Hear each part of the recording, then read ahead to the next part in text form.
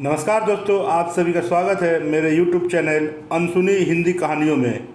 आज हम लोग देखने वाले हैं अपनी कहानी कफन का दूसरा भाग, जो मुंशी प्रेमचंद द्वारा रचित है। तो चलिए देखते और सुनते हैं अपनी कहानी का दूसरा भाग। चलिए देखते हैं। सवेरे माधव ने कोठरी में जाकर देखा तो उसकी स्त्री ठंडी हो गई थी। उसके मुंह पर मक्खियाँ भिनक रही थी। पथराव हुई आंखों ऊपर टंगी हुई थी।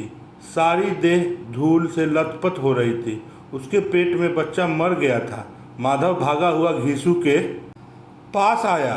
फिर दोनों जोर जोर से हाय हाय करके और छाती पीटने लगे। पड़ोस वालों ने यह रोना धोना सुना तो दौड़े हुए आए और पुरानी मर्यादा के अनुसार इन अभागों को समझाने लगे, मगर ज़्यादा रोने पीटने का अवसर न था।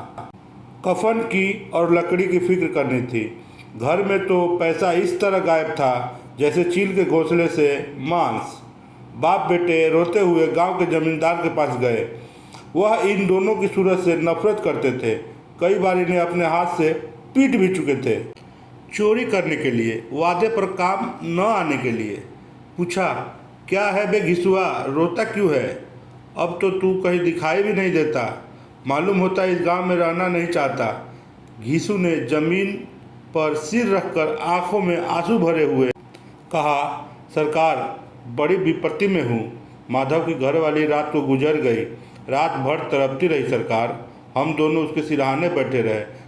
दवा दारू जो कुछ हो सका सब कुछ किया, मुदा वह हमें दगा दे गई। अब कोई एक रोटी देने वाला भी न रहा मालिक। तबाह हो गए, घर उजड़ गया। आपका गुलाम हूँ। अब आपके सिवा कौन उसकी मिट्टी पार लगाएगा? हमारे हाथ में तो जो कुछ था वह सब तो दवा दारू में उठ गया। सरकार ही दया होगी तो उसकी मिट्टी उठेगी। आपके सिवा किसके द्वार पर जाऊँ? जमींदार साहब दयालु थे, मगर घीसू पर दया करना काले कंबर पर रंग चढ़ाना था। जी में तो आया, कह दे चल दूर हो यहाँ से। यूँ तो बुलाने से भी नहीं आता। आज जब गरज पड़ी तो आकर खुशामद कर रहा है। हरामखोर कहीं का बदमाश।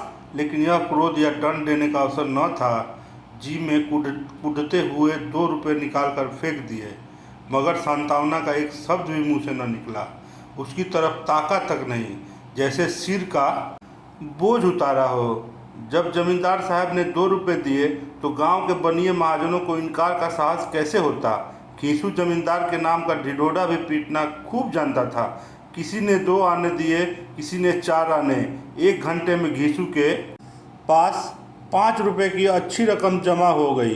कहीं से अनाज मिल गया, कहीं से लकड़ी। और दोपहर को घीसू और माधव बाजार से कफन लाने चले गए।